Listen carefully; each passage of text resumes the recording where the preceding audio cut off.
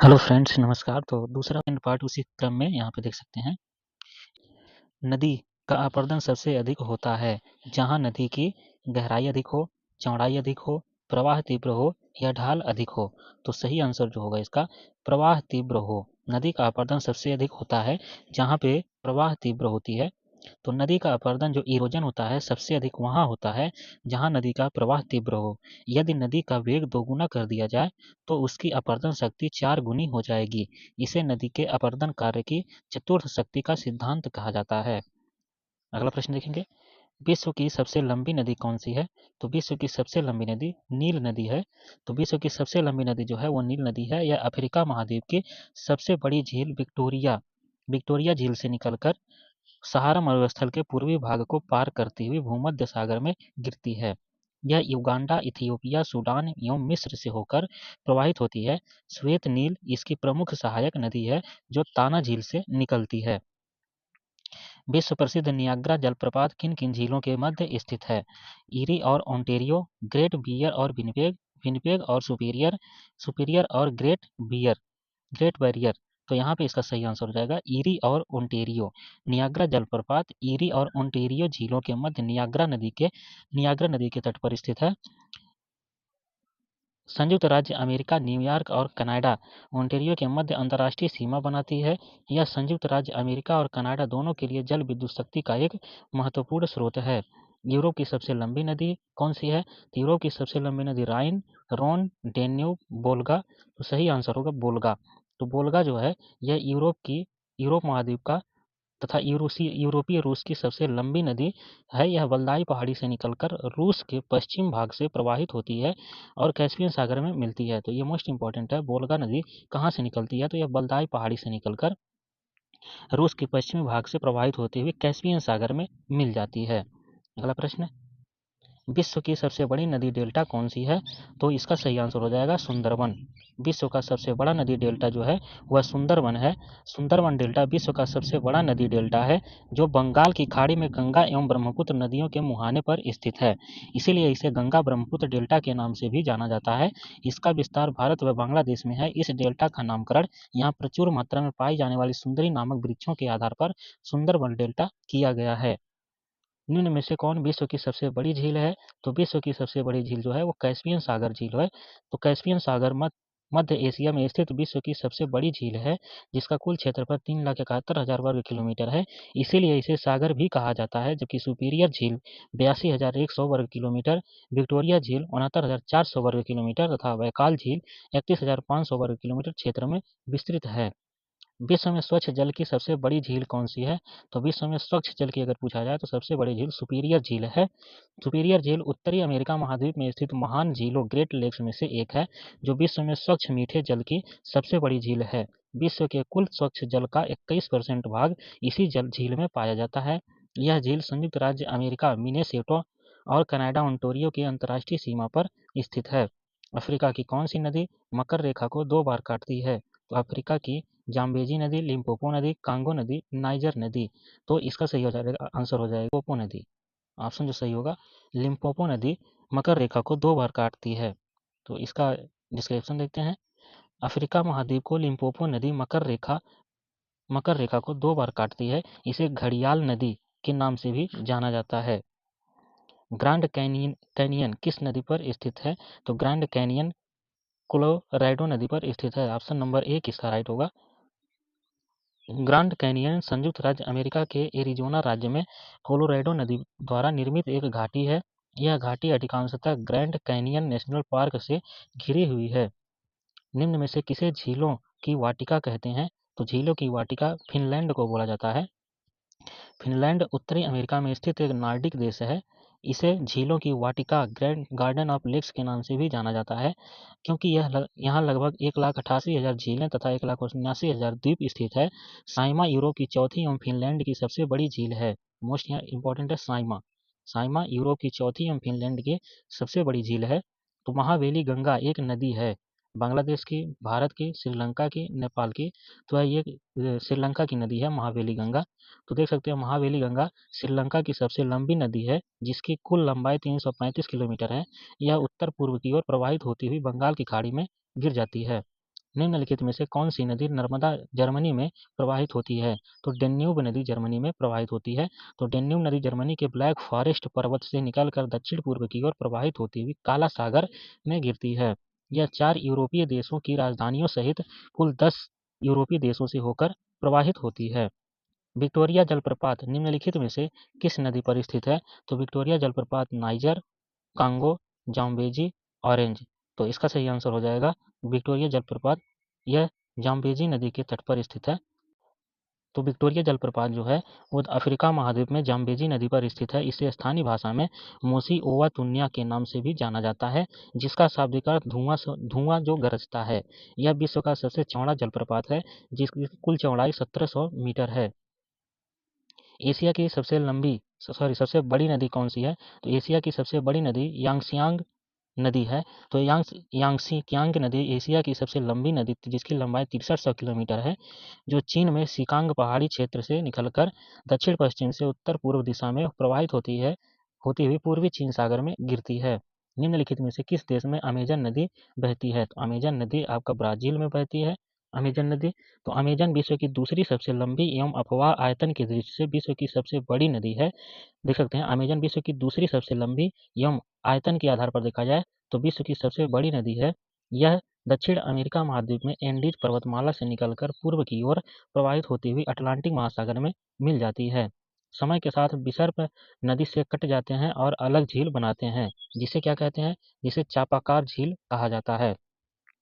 तो नदियां जब मैदानों में प्रवेश करती हैं तो क्षैतिज अपरदन के कारण घुमावदार मोड़ों से प्रवाहित होकर होती हैं। इन मोड़ों को नदी विसर्प कहा जाता है।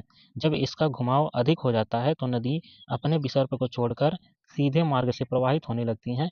इस तरह के परित्यक्त विसर्प में जल के भर जाने से निर्मित झीलों को गोखुर या चापाकार झील कहा जाता है।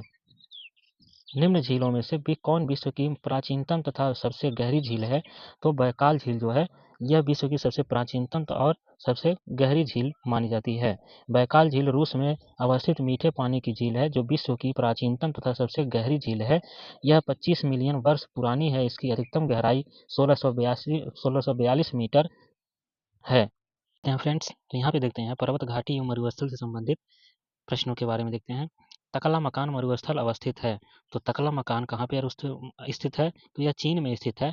तकला मकान मध्य एशिया में स्थित एक मरुस्थल है, जिसका अधिकांश भाग चीन के शिजियांग प्रांत में विस्तृत है। यह उत्तर में तियानशान पर्वत, दक्षिण में कुनलुन पर्वत तथा पश्चिम में पामीर पर्वतमाला से घिरा हुआ है। तिब्बत के पठार की समुद्र तल से औसत ऊंचाई क्या है? तो यहाँ से देखते हैं तिब्बत के पठार की जो समुद्र तल से औसत ऊंचाई है वह 4.5 किलोमीटर है। तिब्बत का पठार मध्य एशिया में स्थित है, जो चेंगतांग या किंघाई तिब्बत पठार के नाम से भी प्रसिद्ध है। यह दक्षिण में हिमालय पर्वत श्रेणी से लेकर उत्तर में तकला मकान मरुस्थल तक विस्तृत है। यह विश्व का सबसे बड़ा पठार है। इसका कुल क्षेत्रफल 9.2 मिलियन वर्ग किलोमीटर है तथा औसत ऊंचाई समुद्र तल से 4500 मीटर यानी कि 4.5 किलोमीटर से अधिक है। दक्षिणी आल्प्स पर्वत स्थित है। तो दक्षिणी आल्प्स पर्वत कहाँ स्थित है? तो न्यूजीलैंड में स्थित है। दक्षिणी आल्प्स पर्वतमाला न्यूजीलैंड के दक्षिण द्वीप के मध्य में स्थित है। यह बलित पर्वत फोल्डेड माउंटेन का उदाहरण है। देखेंगे जो दक्षिण आल्प्स पर्वतमाला है यह बलित पर्वत का एग्जाम्पल है। इसकी सर्वोच्च चोटी अबोराकी या माउंट कुक है, जिसकी जो ऊंचाई है 3724 किलोमीटर है। संयुक्त राज्य अमेरिका में सिलिकॉन वैली अवस्थित है। तो कहाँ पे अवस्थित है? देख सकते हैं कैलिफोर्निया में। राइट आंसर होगा कैलिफोर्निया में। तो सिलिकॉन वैली जो संयुक्त राज्य अमेरिका के उत्तरी कैलिफोर्निया प्रांत में सैन फ्रांसिस्को की खाड़ी के दक्षिणी तट पर स्थित है। यह कंप्यूटर चिप के उत्पादन के लिए विश्व प्रसिद्ध है। निम्नलिखित में से किसे पर्वतों का सागर कहा जाता है? जापान, ब्रिटिश कोलंबिया, दक्षिण पूर्व एशिया, दक्षिण अमेरिका का पश्चिमी तट। तो इसमें जो सही आंसर हो जाएगा, इसमें पूछा जाए बी सही होगा, ब्रिटिश कोलंबिया इसका राइट आंसर होगा। ब्रिटिश कोलंबिया इसका राइट आंसर होगा। प्रशांत महासागर के पूर्वी तट पर स्थित ब्रिटिश कोलंबिया को पर्वतों का सागर कहा जाता है। यह कनाडा का एक प्रांत है जिसकी राजधानी विक्टोरिया है। भारत और म्यांमार, नेक्स्ट क्वेश्चन। भारत और म्यांमार के बीच सीमा निर्धारित करने वाली पर्वत श्रेणियां हैं। तो भारत और म्यांमार के बीच सीमा निर्धारित करने वाली जो पर्वत श्रेणियां हैं वो इनमें से कोई नहीं है, उक्त में से कोई नहीं है, क्योंकि अराकनोमो यहाँ देखेंगे अराकनयोमा पर्वत श्रेणी पश्चिमी म्यांमार में स्थित है, जो भारत और म्यांमार के मध्य प्राकृतिक सीमा बनाती है। इसकी जो प्रमुख पहाड़ियां हैं नागा, चिन, लुसाई एवं पटकाई हैं। दक्षिण अमेरिका में खनिजों का भंडार क्षेत्र है तो कहाँ पे है? पैटागोनिया में। ऑप्शन नंबर सी राइट होगा, पैटागोनिया। दक्षिण अमेरिका में स्थित पैटागोनिया के पठार को खनिजों का भंडार कहा जाता है। यह पठार एंडीज पर्वत से अटलांटिक महासागर तक विस्तृत है। आल्प्स पर्वत जो आल्प्स पर्वत श्रेणी है निम्न में से किस देश का हिस्सा नहीं है? फ्रांस का, स्विट्जरलैंड का, ऑस्ट्रिया का या इंग्लैंड का? तो राइट आंसर हो जाएगा इंग्लैंड का हिस्सा नहीं है। यहाँ पे देख सकते हैं मध्यवर्ती यूरोप महाद्वीप में स्थित आल्प्स एक नवीन बलित पर्वत है। इसका विस्तार फ्रांस, ऑस्ट्रिया और जर्मनी एवं स्विट्जरलैंड में है। इसकी सर्वोच्च बिंदु माउंट ब्लैंक है जिसकी ऊंचाई 4810 मीटर है। राजाओं की घाटी अवस्थित है तो राजाओं की घाटी कहाँ पे? मिस्र में, नाइजीरिया में, यूनान में या तुर्की में? तो राजाओं की घाटी जो स्थित है वह मिस्र में स्थित है। सही आंसर हो जाएगा ऑप्शन नंबर 1 मिस्र। तो राजाओं की जो घाटी है वादी कुल के नाम से भी जानी जाती है जो मिस्र में स्थित है। यह घाटी अपनी ऐतिहासिक समृद्धि के लिए जानी जाती है। मृत घाटी किसके लिए जानी जाती है? तो मृत घाटी देख सकते हैं अत्यंत ठंड के लिए, अत्यधिक उष्णता के लिए, असामान्य गहराई या अत्यधिक लवणता के लिए। तो जो सही आंसर हो जाएगा अत्यधिक उष्णता के लिए मृत घाटी जानी जाती है। मृत घाटी डेथ वैली पूर्वी कैलिफोर्निया यूएसए के मोजाम्बे मरुस्थल के डेथ वैली नेशनल पार्क में स्थित है। यह उत्तरी अमेरिका महाद्वीप का सबसे नीचा गर्म और शुष्कतम घाटी है जो अत्यधिक उष्णता के लिए प्रसिद्ध है। वर्तमान में इस स्थल को विश्व का सबसे गर्म स्थल तापमान की दृष्टि से घोषित किया गया है। इस घाटी को शैतान का गोल्फ कोर्स भी कहा जाता है। बृहत बेसिन अवस्थित है तो देख सकते हैं बृहत बेसिन कहाँ पे अवस्थित है? यूएसए में, चीन में, ऑस्ट्रेलिया में, दक्षिण अफ्रीका में? तो राइट आंसर हो जाएगा यूएसए में, अमेरिका में। रॉकी पर्वत श्रेणी और सिएरा नेवादा के मध्य स्थित बृहत बेसिन संयुक्त राज्य अमेरिका के ग्रेट बेसिन मरुस्थल में स्थित एक जल विभाजक है।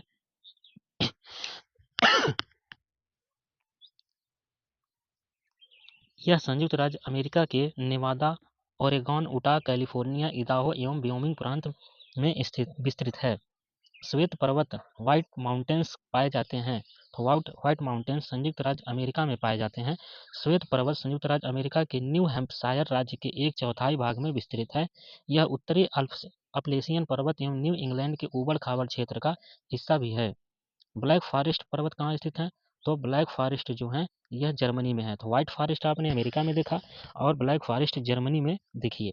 तो ब्लैक फॉरेस्ट जो है वो दक्षिण पश्चिमी जर्मनी के बादेन बूर्टेनबर्ग में स्थित एक वनाच्छादित पर्वत श्रेणी है। इसके दक्षिण एवं पश्चिम सीमाओं पर राइन घाटी स्थित है। फेल्डबर्ग इसकी सर्वोच्च चोटी है। विश्व का सबसे बड़ा मरुस्थल कौन सा है?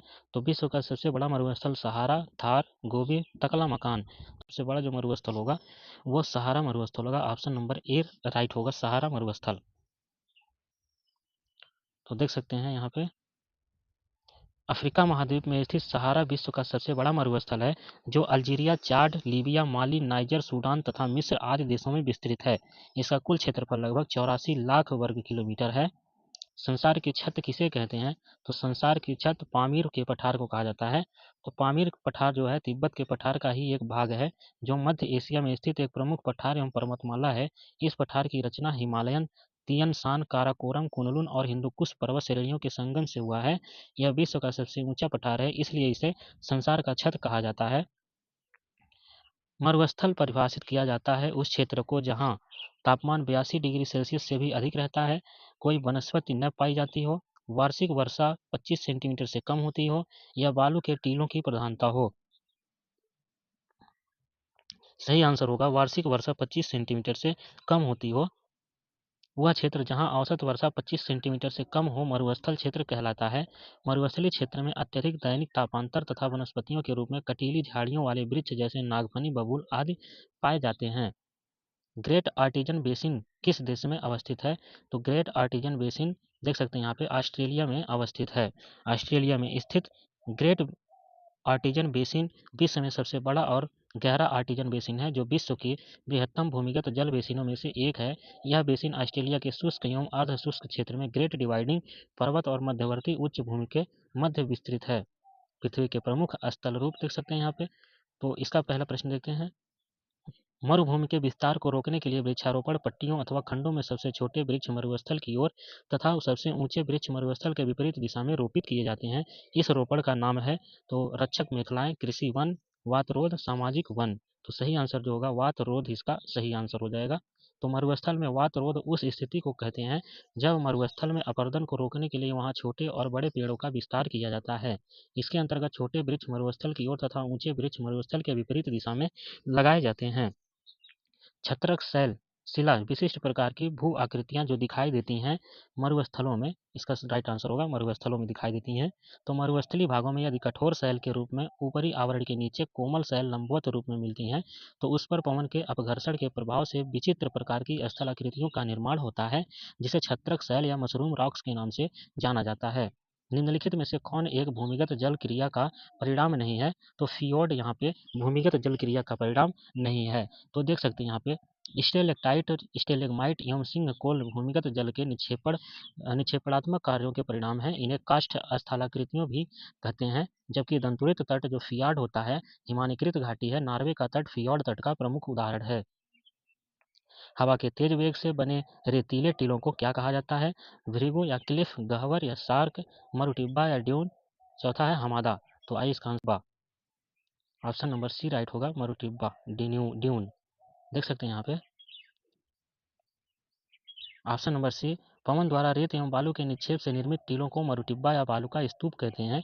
इन स्तूपों का निर्माण मरुस्थलीय क्षेत्रों में शुष्क तथा अर्धशुष्क भागों के अतिरिक्त सागर तटीय भागों, झीलों के रेतीले तटों पर, रेतीले प्रदेशों से होकर प्रवाहित होने वाली सरिताओं के बाढ़ के क्षेत्रों आदि में भी होता है, जहाँ कहीं भी शुष्क रेत सुलभ होती है तथा पवन इतनी शक्तिशाली होती है कि उनको निक्षेपित करके स्तूपों का निर्माण कर सके, वहां पर बालू का स्तूपों का निर्माण हो जाता है। अगला प्रश्न है, पथरीले रेगिस्तानों में एक दिशा में लगातार चलने वाली हवाएं क्या बनाती हैं?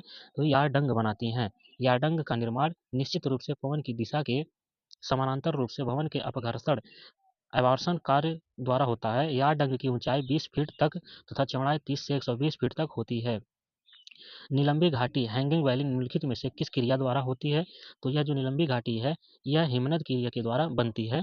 तो जब हिमनद की मुख्य घाटी के तल से उसमें मिलने वाली सहायक घाटियों के तल अधिक ऊंचे होते हैं, तो सहायक घाटियां मुख्य घाटी में लटकती हुई प्रतीत होती हैं। इसी कारण से उन्हें लटकती घाटियां या निलंबित घाटियां या बहिर्लंबी घाटियां कहा जाता है। हिमोड़ कहाँ बनते हैं? तो हिमोड़ देखते हैं नदियों के डेल्टा पर, शुष्क क्षेत्र में, हिमानी क्षेत्र में या मानसून क्षेत्र में। तो राइट आंसर होगा हिमानी क्षेत्र में हिमोड़ बनते हैं। हिमनद अपने साथ बारीक कणों वाले पदार्थों से लेकर बड़े बड़े शिलाखंडों का परिवहन करते हैं और हिमानियों द्वारा अपरदित व परिवहित पदार्थों हिमोड़ का निक्षेपण प्रायः उन्हीं स्थानों पर होता है जहां हिमानियां पिघलकर जल में परिवर्तित होती हैं। चट्टानें कायांतरण चट्टानों में क्या परिवर्तन कर देता है? तो कायांतरण है जो चट्टानों में संरचना गठन ए व बी दोनों वास्तविक रासायनिक संयोजन। तो राइट आंसर होगा ए और बी दोनों परिवर्तन कर देता है। तो जब ताप एवं दबाव के परिणाम स्वरूप आग्नेय तथा अवसादी चट्टानों में उनके गठन एवं स्वरूप में परिवर्तन या रूपांतरण हो जाता है, तो इसे रूपांतरित चट्टान कहते हैं। रूपांतरित चट्टान के उदाहरण स्लेट, सिस्ट, फाइलाइट, डोलोमाइट, संगमरमर, क्वार्टजाइट इत्यादि हैं। ये चट्टानें सर्वाधिक कठोर होती हैं। जब ग्रेनाइट की चट्टानों का कायांतरण होता है तो वे किसमें परिवर्तित हो जाती हैं? तो वो नीस में परिवर्तित हो जाती हैं। तो कांग्लोमरेट तथा बड़े कणों वाले विशेषकर ग्रेनाइट आग्नेय शैल के कायांतरण रूपांतरण से नीस का निर्माण होता है। इस प्रकार नीस रूपांतरित चट्टान है। बलुआ पत्थर किस प्रकार की चट्टान है? तो बलुआ पत्थर देख सकते हैं अवसादी चट्टान होता है। पृथ्वी तल पर आग्नेय एवं रूपांतरित चट्टानों के अपरदन पर निक्षेपण के फलस्वरूप निर्मित चट्टानों को अवसादी चट्टान कहते हैं। अवसादी चट्टानों में बलुआ पत्थर, चूना पत्थर, चाक, डोलोमाइट एवं कांग्लोमरेट आदि अवसादी चट्टानों के प्रमुख उदाहरण हैं। ऑब्सीडियन, एंडेसाइट, गैब्रो और पैरोडाइट क्या है? तो ये एक प्रकार के बहिर्वेदी चट्टानें हैं। तो ऑब्सीडियन, एंडेसाइट, गैब्रो और पैराडाइट बहिर्वेदी आग्नेय चट्टानों के उदाहरण हैं।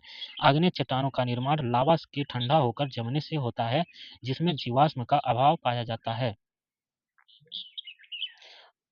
नेक्स्ट देखेंगे, अधिकांश भूपर्पटी किस शैल से बनी है? तो अधिकांश भूपर्पटी जो है वो आग्नेय शैल से बनी है।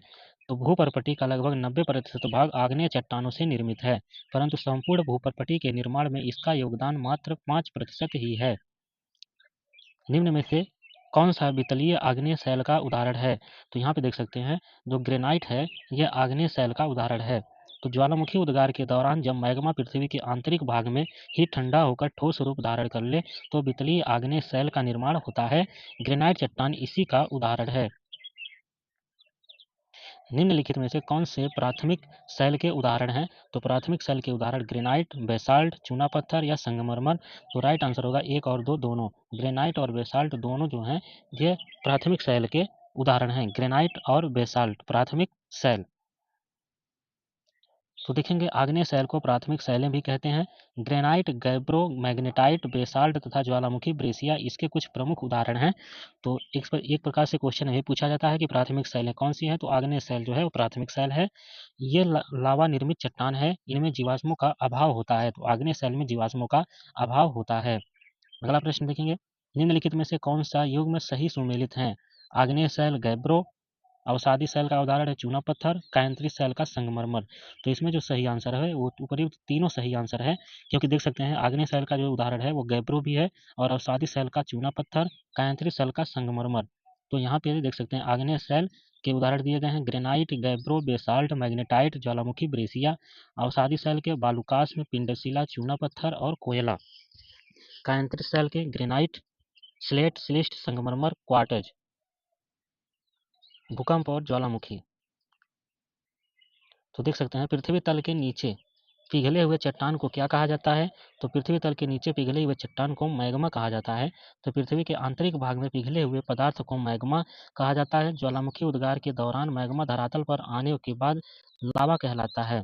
बेसाल्ट चट्टानों का निर्माण लावा के जमने के परिणाम स्वरूप हुआ है। ज्वालामुखी पर्वतमाला सामान्यतः कहाँ पाए जाते हैं? तो ज्वालामुखी पर्वतमाला सामान्यतः प्रशांत महासागर में पाए जाते हैं। विश्व के ज्वालामुखियों का लगभग 2/3 भाग प्रशांत महासागर के तटीय भागों में पाया जाता है। ज्वालामुखी की इस तटीय श्रृंखला को प्रशांत महासागर का ज्वालावृत्त तथा अग्निवलय कहते हैं। यह पेटी अंटार्कटिका के एरेबस पर्वत से प्रारंभ होकर दक्षिणी अमेरिका के पश्चिमी तट के सहारे मुख्यतः एंडीज पर्वतमाला का अनुसरण करती है। उत्तरी अमेरिका के रॉकीज पर्वत के ज्वालामुखियों को सम्मिलित करके पश्चिमी तटीय भागों के सहारे अलास्का तक विस्तृत होती है। लैकोलिथ और बैथोलिथ के निर्माण का संबंध किससे है? तो ज्वालामुखी से है लैकोलिथ और बैथोलिथ का संबंध। तो जब ज्वालामुखी लावा भूपटल के आंतरिक भाग में ठंडा होकर जम जाता है तो कई भू-आकृतियों का निर्माण होता है, जैसे बैथोलिथ, लैकोलिथ, लैपोलिथ और फैकोलिथ, सिल व डाइक। भूकंप को यह भी कहा जाता है। तो भूकंप को टीचर, कंपन, टेम्पर, इनमें से भूकंप को कंपन भी कहा जाता है। इसका सही आंसर होगा ऑप्शन नंबर बी। तो देख सकते हैं भूकंप का शाब्दिक अर्थ है पृथ्वी का कांपना या हिलना।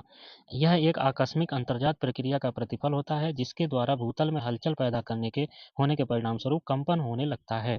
भूकंप का मुख्य कारण क्या है? तो भूकंप का मुख्य कारण है विवर्तनिक।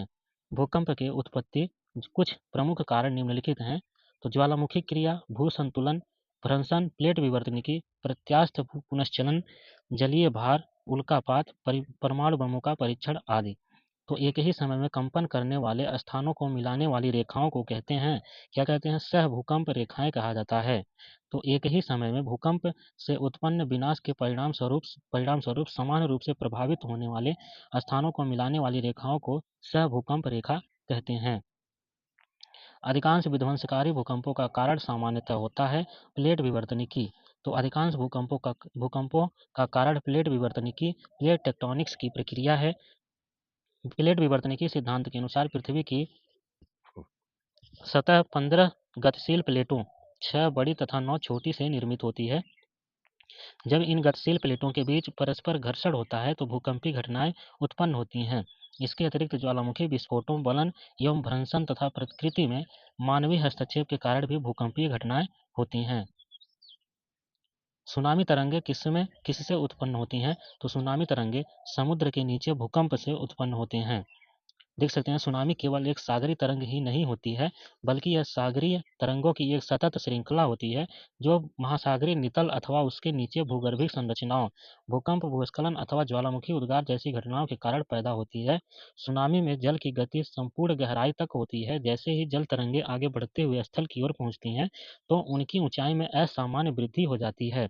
और ये सुनामी जैसे आपदा का रूप ले लेती है। निम्नलिखित में से कौन ज्वालामुखी मैक्सिको में स्थित है? तो कोलिमा ज्वालामुखी मैक्सिको में अवस्थित है। कोलिमा ज्वालामुखी मैक्सिको में स्थित सक्रिय ज्वालामुखी है। इसको वोल्केनो ऑफ फायर के नाम से भी जाना जाता है। ज्वालामुखी के कीप के आकार के मुख को क्या कहा जाता है? क्रेटर कहा जाता है। ज्वालामुखी के छिद्र के ऊपर स्थित गर्त को क्रेटर या ज्वालामुखी का मुख कहा जाता है, जो प्रायः कीपाकार होते हैं। इनका ढाल शंकु के आकृति का होता है। उदाहरण के लिए सिंडर शंकु के अंदर निर्मित क्रेटर का ढाल 25 से 30 डिग्री सेंटीग्रेड के बीच होता है। 25 से 30 डिग्री के बीच होता है। जैसे जैसे शंकु का विस्तार होता है, उसके क्रेटर का आकार भी बढ़ता जाता है। भूकंप के परिमाण को मापने के लिए कौन सा यंत्र यूज किया जाता है? तो सिस्मोग्राफ का यूज किया जाता है। वह यंत्र जिसकी सहायता से भूकंपीय तरंगों की तीव्रता परिमाण को मापन किया जाता है, उसे भूकंप लेखी या सिस्मोग्राफ कहते हैं। इसके 3 स्केल हैं: राशि फेरल स्केल, मर्केली स्केल और रिक्टर स्केल। रिक्टर स्केल का मापन 0 से 9 तक का मापन किया जाता है। अगला प्रश्न देखते हैं, सर्वाधिक सक्रिय ज्वालामुखी कहाँ पाए जाते हैं? तो सर्वाधिक सक्रिय ज्वालामुखी हवाई में पाए जाते हैं। तो विश्व में सबसे अधिक सक्रिय ज्वालामुखी प्रशांत महासागर के हवाई द्वीप में पाए जाते हैं। हाल ही में किलायू ज्वालामुखी में विस्फोट हुआ, जो हवाई द्वीप में स्थित है। भूकंप केंद्र के नीचे का केंद्र बिंदु क्या कहलाता है? तो फोकस कहलाता है। भूकंप केंद्र के नीचे का बिंदु फोकस कहलाता है। तो पृथ्वी के आंतरिक भाग में वह स्थान भूपर्पटी के नीचे जहाँ से कंपन आरंभ होता है, भूकंप अर्थात भूकंप की उत्पत्ति होती है, उसे भूकंप का उद्गम केंद्र या भूकंप मूल कहते हैं। जिस स्थान पर भूकंपीय तरंगों का अनुभव सबसे पहले किया जाता है, उसे अधिकेंद्र या एपिसेंटर कहा जाता है।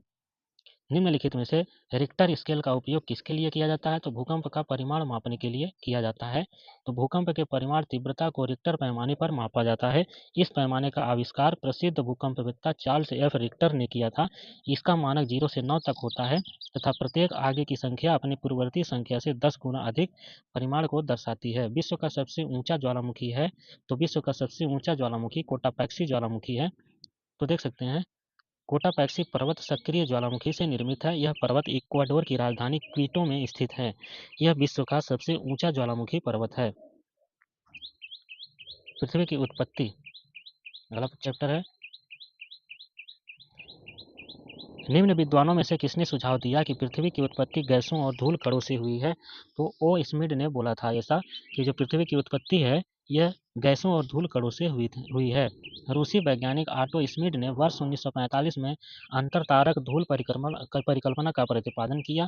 इस परिकल्पना के अनुसार जब सूर्य आकाश गंगा के समीप से गुजर रहा था, तो उसने अपनी आकर्षण शक्ति से कुछ गैस तथा धूल कणों को अपनी ओर आकर्षित कर लिया, जो सामूहिक रूप से सूर्य की परिक्रमा करने लगे। इन्हीं धूलकणों के संगठित व घनीभूत होने से पृथ्वी व अन्य ग्रहों का निर्माण हुआ। पृथ्वी की आयु निर्धारित करने में निम्नलिखित में से कौन सी विधि का प्रयोग करते हैं? तो यूरेनियम डेटिंग का प्रयोग करते हैं। तो यूरेनियम डेटिंग विधि के द्वारा पृथ्वी की आयु ज्ञात की जाती है, जबकि कार्बन डेटिंग का प्रयोग जीवाश्मों की आयु गणना में की जाती है। डायनासोर, देख सकते हैं, डायनासोर का काल आज से कितने वर्ष पूर्व था? तो डायनासोर का काल आज से 18 करोड़ वर्ष पूर्व था। जुरासिक कल्प को डायनासोर का काल कहा जाता है, जो जुरासिक 18 करोड़ वर्ष पूर्व आरंभ हुआ था तथा 13.5 करोड़ वर्ष पूर्व समाप्त हुआ। इस कल्प का नामकरण सन 1829 में यूरोप महाद्वीप में स्थित आल्प्स पर्वत श्रेणी के जूरा पर्वत के नाम पर किया जाता है। महान हिमयुग का संबंध किससे है? प्लीस्टोसिन से, ओलिगोसिन से, होलोसिन से या इयोसिन से? प्लीस्टोसिन। तो इसका राइट आंसर हो जाएगा प्लीस्टोसिन। महान हिमयुग का संबंध प्लीस्टोसिन से है। महान, यहाँ देख सकते हैं, महान हिमयुग की शुरुआत लगभग 10 लाख वर्ष पूर्व प्लीस्टोसिन युग में हुई थी। इस दौरान पृथ्वी की सतह पर वायुमंडल का तापमान लंबे समय के लिए कम हो गया था। परिणाम स्वरूप महाद्वीपों के बड़े भूभाग पर बृहद पैमाने पर हिमाच्छादन हुआ था। इस युग में यूरोप के विशाल मैदान पर हिमानियों द्वारा बृहद पैमानों पर तलछट का निक्षेप किया गया। इस प्रकार के निक्षेप ब्रिटिश द्वीप समूह, उत्तरी जर्मनी तथा पोलैंड में पाए जाते हैं। पृथ्वी के क्रोड के संबंध में नीचे दिए गए कथनों में से कौन सा सत्य है? तो यहाँ पे इसका आंसर देख सकते हैं, पृथ्वी का जो बाह्य क्रोड तरल अवस्था में तथा आंतरिक क्रोड ठोस अवस्था में है। पृथ्वी का क्रोड मुख्यतः निकेल एवं लोहे से बने होते हैं। ए और बी दोनों, न तो ए न तो बी। तो इसका राइट आंसर हो जाएगा ऑप्शन नंबर सी, ए और बी दोनों। तो पृथ्वी का बाह्य क्रोड तरल अवस्था में है। मेंटल व क्रोड की सीमा पर चट्टानों का घनत्व लगभग 5.5 ग्राम प्रति घन सेंटीमीटर तथा केंद्र में 6300 किलोमीटर की गहराई तक घनत्व लगभग 13.6 ग्राम प्रति घन सेंटीमीटर तक हो जाता है। इससे यह पता चलता है कि क्रोड भारी पदार्थों मुख्यतः निकेल व लोहे का बना है। इसे नीफे परत के नाम से भी जाना जाता है। पृथ्वी पर मूलतः एक ही विशाल भूखंड था, जिसे कहते हैं, तो जिसे पैंजिया कहते हैं। तो कार्बोनिफेरस युग में समस्त महाद्वीपीय भाग आपस में एक साथ संलग्न थे। इस प्रकार समस्त स्थलीय भाग को पैंजिया तथा समस्त जलीय भाग को पैंथालासा के नाम से भी जाना जाता था। पैंजिया के उत्तरी भाग में लारेंसिया, उत्तरी अमेरिका, ग्रीनलैंड, यूरोप तथा एशिया तथा दक्षिणी भाग में गोंडवाना लैंड, जिसके अंतर्गत दक्षिण अमेरिका, अफ्रीका, मेडागास्कर प्रायद्वीप, भारत, ऑस्ट्रेलिया तथा अंटार्कटिका आते थे। पृथ्वी की गतियां। नीचे दिए गए कथनों पर विचार कीजिए। तो इसमें देखते हैं, पृथ्वी का अपने अक्ष पर घूमना घूर्णन कहलाता है। पृथ्वी की सूर्य के चारों ओर एक स्थिर कक्षा में गति को परिक्रमण कहते हैं। तो उपयुक्त इसमें से इसमें कौन सा कथन सत्य है? केवल एक, केवल दो, एक और दो दोनों, न तो एक न तो दो। तो राइट आंसर हो जाएगा एक और दो दोनों। तो पृथ्वी अपने अक्ष पर निरंतर घूमती रहती है और लगभग 24 घंटे में एक चक्कर पूरा करती है। इसे अक्षीय घूर्णन कहते हैं। सूर्य के चारों ओर एक स्थिर कक्ष में पृथ्वी की गति को परिक्रमण कहते हैं। पृथ्वी को सूर्य की एक परिक्रमा को पूरा करने में लगभग 365 दिन 6 घंटे का समय लगता है। प्रदीप्त वृत्त किसे कहते हैं? तो प्रदीप्त वृत्त ग्लोब पर वह वृत्त जो तापमान को विभाजित करता है। ग्लोब पर वह वृत्त जिसके द्वारा किसी स्थान की सही स्थिति ज्ञात की जाती है। ग्लोब पर वह वृत्त जो दिन तथा रात को विभाजित करता है। इनमें से कोई नहीं। इसका राइट आंसर हो जाएगा ऑप्शन नंबर सी, ग्लोब पर वह वृत्त जो दिन तथा रात को विभाजित करता है उसे प्रदीप्त वृत्त कहते हैं। ग्लोब पर वह वृत्त जो दिन तथा रात को विभाजित करता है उसे प्रदीप्त वृत्त, सर्किल ऑफ इल्यूमिनेशन कहा जाता है। निम्नलिखित में से कौन सा ऋतुओं में परिवर्तन का कारण है? तो ऋतुओं में परिवर्तन का कारण सूर्य के चारों ओर पृथ्वी की स्थिति में परिवर्तन, चंद्रमा का पृथ्वी के चारों ओर स्थिर कक्षा में परिक्रमण, पृथ्वी का गुरुत्वाकर्षण, उपयुक्त सभी। तो राइट आंसर हो जाएगा सूर्य के चारों ओर पृथ्वी की स्थिति में परिवर्तन।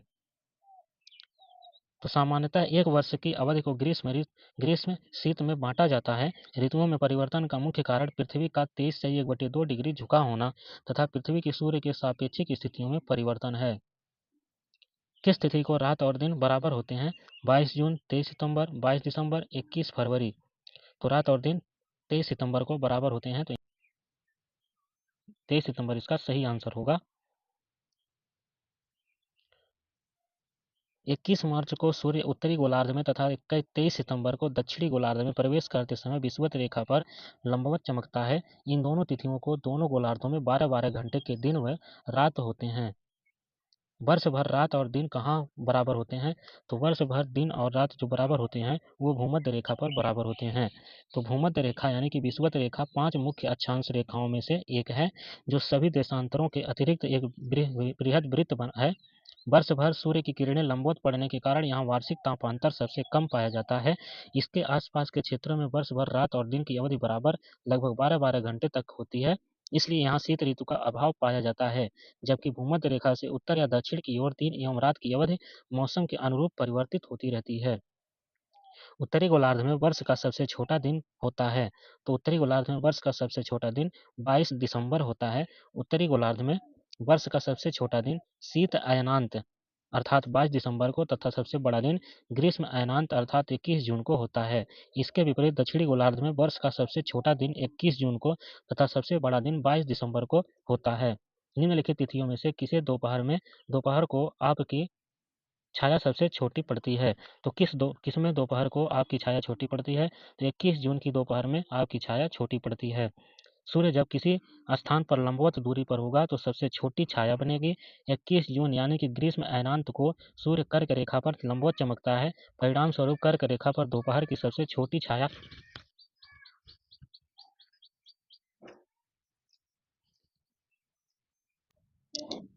अगला देखते हैं प्रश्न। तो अगला अध्याय है अक्षांश और देशांतर। निम्नलिखित में से कौन सही सुमेलित नहीं है? कर्क रेखा 23 सही 1/2 डिग्री उत्तरी अक्षांश को बोलते हैं। मकर रेखा 23 सही 1/2 डिग्री दक्षिणी अक्षांश को। उत्तरी ध्रुव वृत्त 66 सही 1/2 डिग्री उत्तरी अक्षांश। दक्षिणी ध्रुव वृत्त 90 डिग्री दक्षिणी स्थान। तो इसमें जो गलत होगा ये दक्षिणी ध्रुवी वृत्त गलत होगा, क्योंकि यहाँ पे दक्षिणी ध्रुवी वृत्त जो होगा वो 66 सही 1/2 डिग्री दक्षिणी अक्षांश अवस्थित होगा। तो यहाँ पे जो सही आंसर हो जाएगा सुमेलित नहीं है, ऑप्शन नंबर डी। विषुवत वृत्त 0 डिग्री अक्षांश उत्तरी ध्रुव 90 डिग्री उत्तरी अक्षांश दक्षिणी ध्रुव 90 डिग्री दक्षिणी अक्षांश के अतिरिक्त 4 महत्वपूर्ण अक्षांश रेखाएं हैं।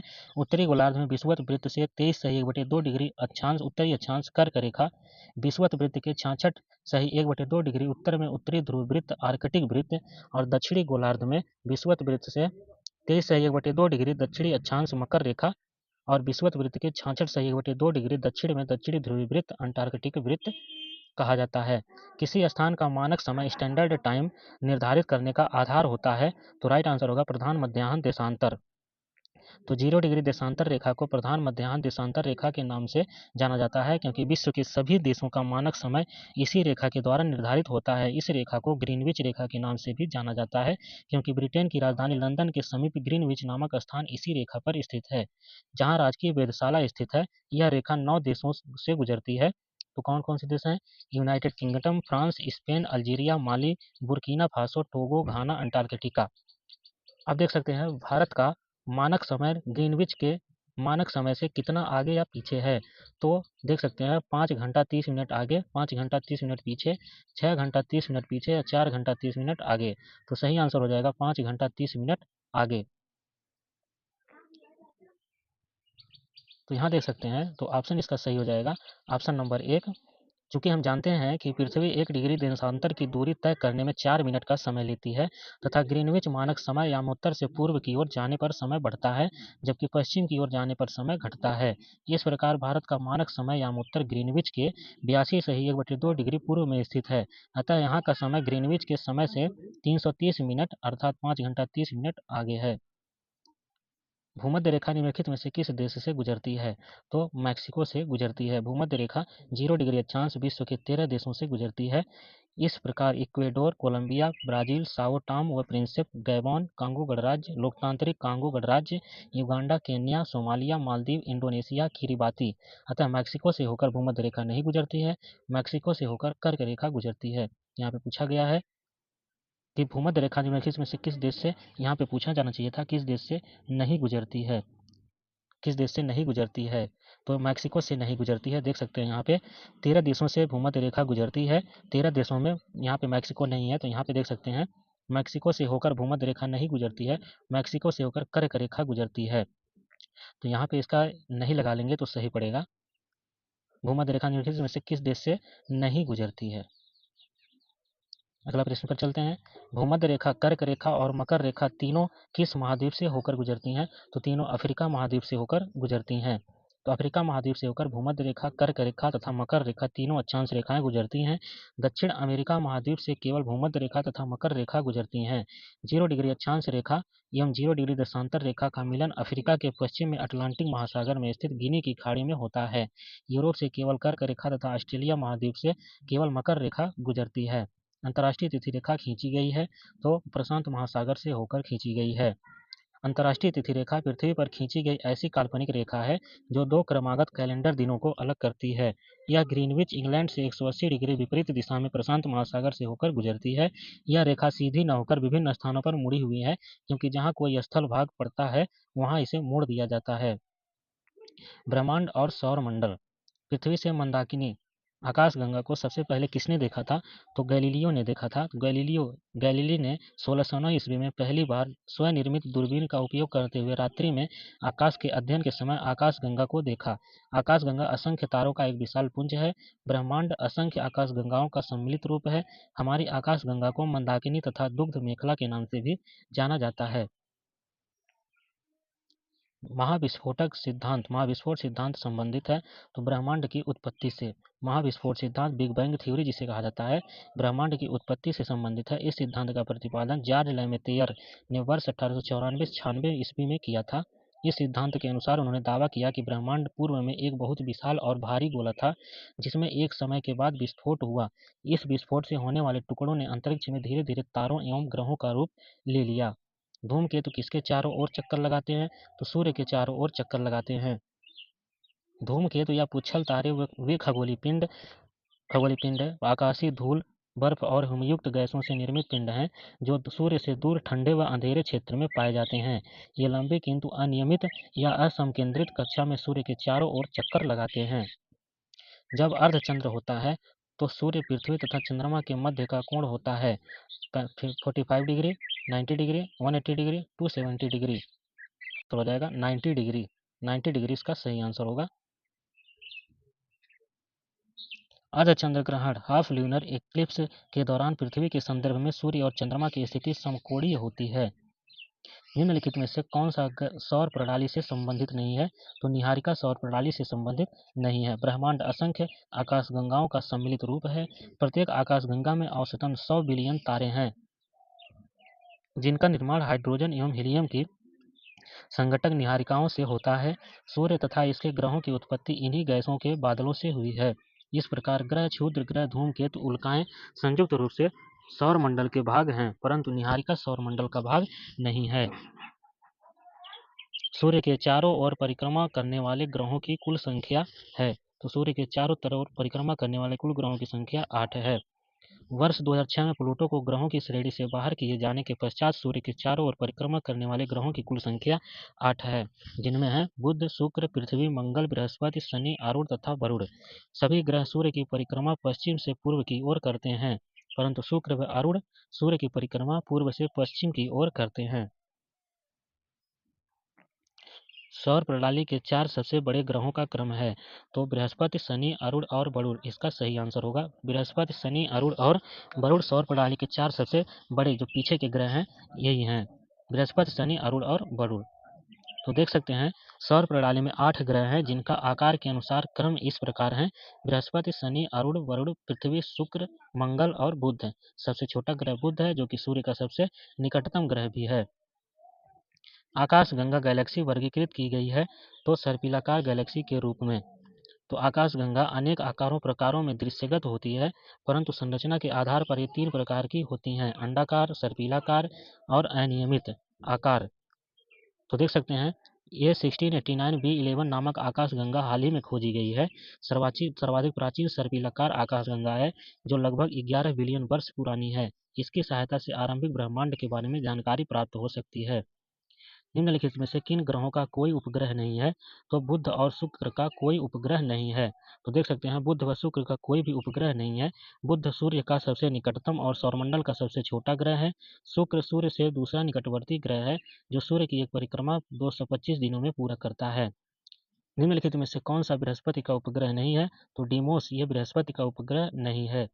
बृहस्पति के 79 उपग्रह हैं, जिनमें आयो, यूरोपा, कैलिस्टो, गैनीमेड आदि प्रमुख उपग्रह हैं, जबकि फोबोस और डीमोस मंगल ग्रह के उपग्रह हैं, जो सौर मंडल के सबसे छोटे उपग्रह हैं। केपलर का ग्रहों के गति का नियम बताता है कि आवर्तकाल अवधि का वर्ग के बराबर है, तो अर्धदीर्घ अक्ष के घन के बराबर है। तो खगोल विज्ञान में केपलर की ग्रही गति के 3 नियम हैं। सभी ग्रहों की कक्षा दीर्घवृत्ताकार होती है तथा सूर्य इनके केंद्र में स्थित है और ये सूर्य के चारों ओर परिक्रमा करते हैं। दूसरा है ग्रह को सूर्य से जोड़ने वाली रेखा समान समय अंतराल में समान क्षेत्रफल तय करती है। तीसरा है ग्रह द्वारा सूर्य की परिक्रमा के आवर्तकाल का वर्ग अर्ध दीर्घ अक्ष के घन के समानुपाती होता है। निम्नलिखित यहाँ से देखते हैं, निम्नलिखित में से पृथ्वी से किस खगोलीय पिंड की दूरी सबसे अधिक है? तो वरुण की जो दूरी है वो सबसे अधिक है। सूर्य से दूरी के अनुसार ग्रहों का क्रम इस प्रकार है: बुध, शुक्र, पृथ्वी, मंगल, बृहस्पति, शनि, अरुण, वरुण। इस प्रकार सौरमंडल के 8 ग्रहों में से पृथ्वी से वरुण नेपच्यून की दूरी सबसे अधिक 4.495 अरब किलोमीटर है। बृहस्पति का द्रव्यमान है लगभग सूर्य के द्रव्यमान का 1/1000वां भाग। तो पृथ्वी का जो द्रव्यमान है वो सूर्य के द्रव्यमान का 1000वां भाग है। यह सौरमंडल का सबसे बड़ा ग्रह है। यहाँ का वायुमंडलीय दाब पृथ्वी के वायुमंडलीय दाब की तुलना में 1 करोड़ गुना अधिक है। इस ग्रह के अध्ययन हेतु नासा ने जूनो उपग्रह को भेजा है। हमारे सौरमंडल का सबसे चमकीला ग्रह कौन सा है? तो यह शुक्र है। तो शुक्र पृथ्वी के सर्वाधिक समीप स्थित ग्रह है, इसलिए यह पृथ्वी से सूर्य व चंद्रमा के बाद सबसे चमकीला दिखाई पड़ता है। इसे शाम का तारा इवनिंग स्टार और सुबह का तारा भी मॉर्निंग स्टार भी कहा जाता है। एक निश्चित आकृति में व्यवस्थित तारों का समूह कहलाता है तो नक्षत्र कहलाता है। तो रात्रि में आकाश में दिखने वाले लगभग एक समान तारों के विभिन्न समूह जो हमें एक निश्चित आकृति में व्यवस्थित प्रतीत होते हैं, तारामंडल अथवा नक्षत्र कहलाते हैं। पृथ्वी के सबसे निकट कौन सा तारा स्थित है? तो पृथ्वी के सबसे निकट सूर्य स्थित है। तो सूर्य पृथ्वी का सबसे निकटतम तारा है। सूर्य के अतिरिक्त पृथ्वी से 10 सर्वाधिक निकटतम एवं दीप्तिमान तारों की सूची इस प्रकार है। तो देख सकते हैं यहाँ पे तारे और पृथ्वी से दूरी दिए गए हैं। तो अल्फा सेंचुरी जो है वो 4.3 प्रकाश वर्ष, साइरस 8.8, प्रोसियान 11 और वैगा 26 प्रकाश वर्ष, आर्कटस यह 36 प्रकाश वर्ष और कैपला 46 प्रकाश वर्ष, कैनोपस 98 प्रकाश वर्ष, अकर्नर 114 प्रकाश वर्ष और बेटेलगीज 300 प्रकाश वर्ष दूरी पर स्थित है। सौर मंडल में किस ग्रह की पृथ्वी से सबसे अधिक समानता है? तो शुक्र की। सौर मंडल में पृथ्वी से जो समानता है वो शुक्र की है। तो सौर मंडल में शुक्र ग्रह की पृथ्वी से सबसे अधिक समानता है क्योंकि इसका आकार, घनत्व, द्रव्यमान व व्यास पृथ्वी के समान है, इसलिए शुक्र को पृथ्वी की जुड़वा बहन के नाम से भी जाना जाता है। सौर मंडल का सर्वाधिक गर्म ग्रह है तो शुक्र सर्वाधिक गर्म ग्रह है। तो बुध ग्रह सूर्य से सबसे निकट होते हुए भी सबसे गर्म ग्रह नहीं है क्योंकि इस पर वायुमंडल का बहुत पतला आवरण पाया जाता है जो सूर्य से पृथ्वी प्राप्त ऊष्मा को नहीं रोक पाता।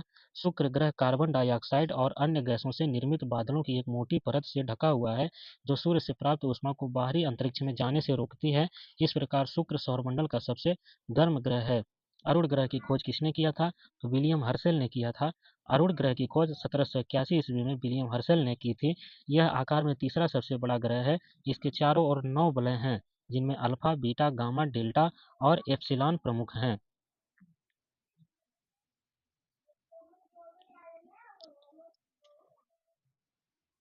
सूर्य का पृष्ठीय तापमान लगभग कितना है? तो 6000 डिग्री सेंटीग्रेड है सूर्य का पृष्ठीय तापमान। सूर्य का पृष्ठीय तापमान सरफेस टेम्परेचर जो है लगभग 6000 डिग्री सेंटीग्रेड है, जबकि इसके केंद्र का तापमान लगभग 15 मिलियन डिग्री सेंटीग्रेड है। इससे अत्यधिक मात्रा में सौर ऊर्जा का उत्सर्जन होता है, इसलिए इसे आग का गोला भी कहा जाता है। सूर्य की बाह्यतम परत को कहते हैं। तो सूर्य की बाह्यतम परत को किरीट या कोरोना कहा जाता है। सूर्य के धरातली ऊपरी मंडल को 3 भागों में विभाजित किया गया है: प्रकाश मंडल, वर्ण मंडल और कोरोना। संवहनी मेखला की सतह अर्थात सूर्य के धरातल को प्रकाश मंडल कहते हैं। प्रकाश मंडल के ऊपर एक आवरण के रूप में वर्ण मंडल क्रोमोस्फेयर का विस्तार पाया जाता है जो सूर्य का वायुमंडल है। कोरोना सूर्य के वायुमंडल का सबसे बाहरी आवरण है जो वर्ण मंडल के ऊपर पाया जाता है। इसमें विरल किंतु अतितप्त गैसें होती हैं। कोरोना केवल सूर्य ग्रहण के समय दिखाई देता है। निकट भविष्य में कोरोना के अध्ययन हेतु इसरो द्वारा आदित्य एल1 उपग्रह भेजा जाएगा। निम्नलिखित में से किस प्रक्रिया में सूर्य की ऊर्जा निहित है? तो नाभिकीय संलयन में सूर्य की ऊर्जा निहित होती है। नाभिकीय संलयन न्यूक्लियर फ्यूजन अभिक्रिया के अंतर्गत तारों में से 1 से 1.5 करोड़ केल्विन तापमान पर 2 हाइड्रोजन के नाभिक आपस में संलयित होकर एक हीलियम नाभिक का निर्माण करते हैं। जो तारों से मुक्त होने वाली ऊर्जा, ऊष्मा एवं प्रकाश के प्रमुख स्रोत हैं। इस प्रकार सूर्य भी एक तारा है। इसके आंतरिक भाग में बड़ी मात्रा में हाइड्रोजन के परमाणु संलयित रहते हैं जो इसकी ऊर्जा, ऊष्मा एवं प्रकाश का प्रमुख स्रोत हैं। निम्नलिखित में से लाल ग्रह किसे कहते हैं? तो लाल ग्रह मंगल ग्रह को कहा जाता है। लौह अयस्क आयरन ऑक्साइड की उपस्थिति के कारण मंगल ग्रह की सतह लाल दिखाई देती है, इसलिए इसे लाल ग्रह भी कहते हैं। इसकी घूर्णन गति पृथ्वी की घूर्णन गति के लगभग समान होती है। सी ऑफ ट्रैंक्विलिटी ट्रैंक्विलिटी कहाँ पर स्थित है? तो सी ऑफ ट्रैंक्विलिटी चंद्रमा पर पाया जाता है, चंद्रमा पर है। चंद्रमा के उत्तरी गोलार्ध में स्थित धूल के मैदान या काले धब्बों को शांति का सागर के नाम से भी जाना जाता है। यह चंद्रमा का पिछला भाग है जो अंधकारमय रहता है। प्रथम समानव अमेरिकी चंद्रयान अपोलो 11 चंद्रमा के इसी भाग में सर्वप्रथम पहुंचा था जिससे नील आर्मस्ट्रांग तथा एडविन एल्ड्रिन ने चंद्र तल पर पदार्पण किया था। पृथ्वी से चांद का पार्श्व भाग दिखाई देता है क्योंकि वह अपने अक्ष पर घूर्णन नहीं करता। उसके घूर्णन की अवधि पृथ्वी के समान ही है। उसके घूर्णन और परिक्रमण की अवधि एक ही है। उसके परिक्रमण की अपेक्षा घूर्णन अधिक तीव्र है। तो इसका सही आंसर हो जाएगा ऑप्शन नंबर सी। उसके घूर्णन की और परिक्रमण की अवधि एक ही है। तो देख सकते हैं यहाँ पे चंद्रमा पृथ्वी का एकमात्र प्राकृतिक उपग्रह है जो पृथ्वी के साथ अपने अक्ष पर घूर्णन करता है। यह लगभग 27 दिन व 8 घंटे में पृथ्वी की एक परिक्रमा पूरी करता है और चंद्रमा के इस घूर्णन के कारण पृथ्वी से सदैव उसका पार्श्व भाग ही दिखाई देता है। किस ग्रह पर जल चक्र पाया जाता है? तो पृथ्वी पर जल चक्र पाया जाता है। ऑप्शन नंबर बी इसका राइट आंसर होगा। तो पृथ्वी एकमात्र ऐसा ग्रह है जहां जीवन संभव है क्योंकि इस पर जल चक्र पाया जाता है। इसकी सतह पर जल की अधिकता 7% जलीय भाग के कारण यह ग्रह अंतरिक्ष से नीला दिखाई देता है।